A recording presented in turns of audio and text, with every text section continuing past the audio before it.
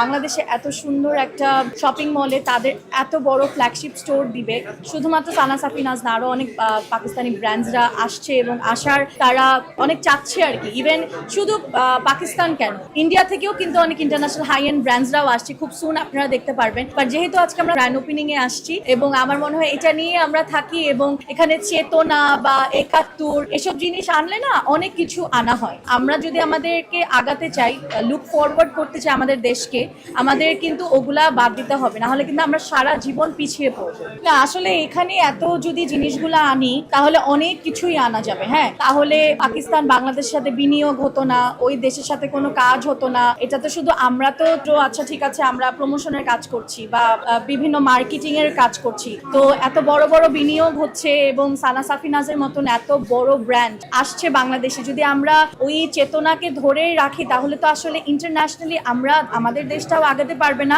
আমাদের দেশকেও অন্য দেশ চিনবে না এবং অন্য দেশও আমাদের দেশকে চিনবে না।